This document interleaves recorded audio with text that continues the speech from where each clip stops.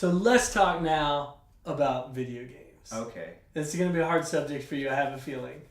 I always like to ask the people that come in and talk to me, like, what's your video game background? Where'd you get started? What were the first games that you played growing up? Tell me, like, how did you get into it? What, when you were a little kid, what were you playing? Just move. Well, I was born in the dawn of the 80s, so, The best time to be alive right there. Saturday morning cartoons? Oh, God. They Yeah. were the best! The best. I loved Cartoon Express. Yeah, kids don't know these days what they missed out on. They need to bring all that back. Like, Yes. just literally don't change it, rebroadcast Oh, yeah, it. absolutely. If they knew the gold mine they were sitting on. Just DuckTales alone, man. Woo-hoo. But we were just talking about how important games are to us, and I was born in the, dawn of the 80s. I had an Atari 2600. Did you have? You had an Atari. Yeah. Whenever I was a wee little lad. Just a little boy. Yeah, just tiny. And we had Pac-Man, we had Jungle Hunt. Yes. Um, Classic Atari titles. Yes, I think that was... Pong? Did you do with the old Yeah, I Pong? had Pong. Space And Invaders? I didn't have Space Invaders. My friend had like Muppet Space Invaders. That was an Atari a game. little crossover. Yeah. The Space Invaders look like pink and slightly more Yes, fluffy or something. that's exactly what they look like. Yeah.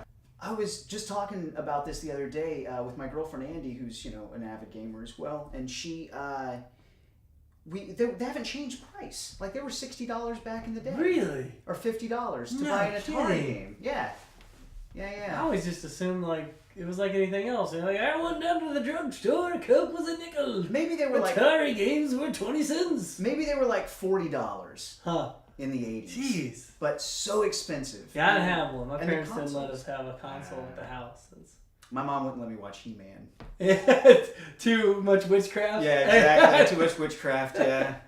I think my mom just didn't like how it made her feel. Conflicted. Strong man in a diaper. But yeah, I had the NES, and that was my love. Yes. I had a romance with the NES. I mean, you could make a strong argument that it's the greatest system. Well, ever. Super Mario Brothers just blew the top of my head off because I'm like, I just jumped in the middle of the air. There was just an invisible block there. There was just Right. nothing there before, and it came with it. Yeah. That's what Nintendo's always done so packaged well. it in there. It gave you a system with a great game. Well, and there were like vines that would shoot up into the sky that came out of nowhere. Like you just never knew what you would find in that game. Yes. And I think that's what Miyamoto does so well in his game, like in Zelda, the Zelda series, and stuff like that. Imaginative. Is, yeah, you don't know. You turn over this rock, and it's like, whoa, it's a portal to another dimension. Kind of literally. That's Jump in this what happened pipe. in A Link to the Past. yeah. So yeah, I was a Nintendo fanboy for a long From time. the get-go. Yep. Super Nintendo changed my life. Man, they took it up. Super Nintendo, I was really worried we're going to kind of ruin everything that was great about the NES, but because, like you said, Miyamoto kept the heart of it, the characters, the fun. Yeah. I think he understood instinctually you need to be able to pick up a controller and have fun. Oh yeah.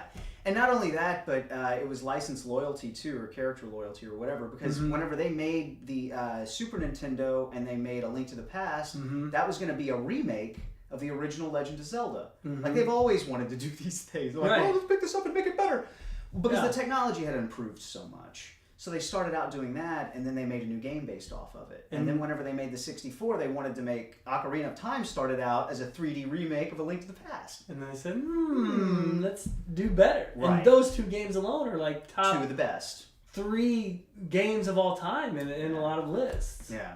And were you a Metroid fan? I mean, you were Oh, yeah. playing I all love- the Nintendo titles? I was late onto the Metroid wagon. Metroid Prime was my Yes. first Metroid. Yeah, that's when they really turned it up. Yeah. I mean, the old school Metroid, it was fun. It is fun. I've Yeah. beaten those games, but the Prime was like where it's at. Well, actually, I did Metroid 2 Return to Samus on my Game Boy before it came out. Was that the old school, like the fat Game Boy? Oh, yeah, the one with the black or green screen with Yes. the black graphics on it. I'll never forget, we went to Arizona and my brother had that in his bag with a Crunch bar. Yeah. And it just melted. The chocolate seeped into every crack, like a little speaker Those were almost indestructible. Actually, my mom gave me one whenever I went off to high school because I had a bully problem, and I could just use it as like a defense weapon? device. Yeah. Wow. Did you ever write Nintendo like a thank you letter? Oh yeah. They saved me so many times. I'm like, no, you're playing with power. Who knew? So what are you playing now? Now that you went through all the good days, the glory days, and now they have oh my gosh, so many games to choose from. Well, all I have right now is a Wii U. Like I said, a Nintendo fanboy. Yeah. And all the way to the end, baby. I ride that Bronco into the pits Know of hell. your roots. And I have a Xbox 360 right now. So me and Andy are going back and playing the classics. It's like we're playing through the Dead Space series, we're playing through the Bioshock series, and we're doing Fallout New Vegas. Kind of juggling a couple. Doing Twilight Princess HD. Kind of. Yes, you let me grow that game. Yes, absolutely. Seriously. It's done. That game was so out of the box. Like, like every time I think, well, we kind of know what the structure is, we kind of know what they're doing, they just pull something out of nowhere. Yeah. And the artwork. Yes. As an illustrator yourself, yeah. I'm sure most of love that Well, game. it's the whole Lord of the Rings. They were coming off the Lord of the Rings hype. Oh, that was in theaters, so they were really trying to capture that Tolkien-esque fantasy world. And it's the only game in the series that has that kind of realistic art style. And the HD remake is really cool because it accentuates that even more. And Midna, come on, man. I mean, you gotta love Midna. Well, I do.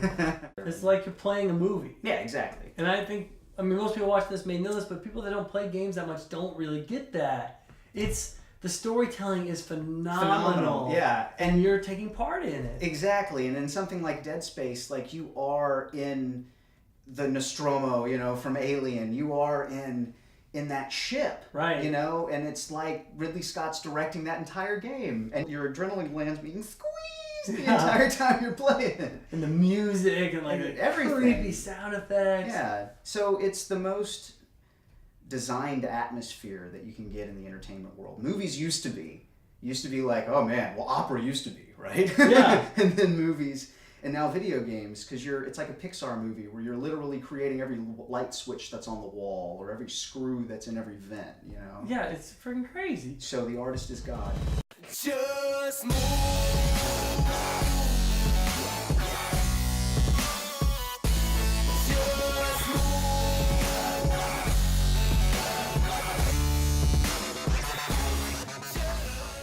Of A Fistful of Dollars, A Few Dollars More. Yes. Once Upon a Time in the West. Yes. And all So that. he pretty much is like your go-to. Yeah, he's the guy who made the Western that doo-doo-doo, wah, wah, wah. Like he made that. That's his thing. That's awesome. They went and filmed it in Spain, and they used the sets that they used for The Good, the Bad, the Ugly, and all of these spaghetti westerns. Like they're still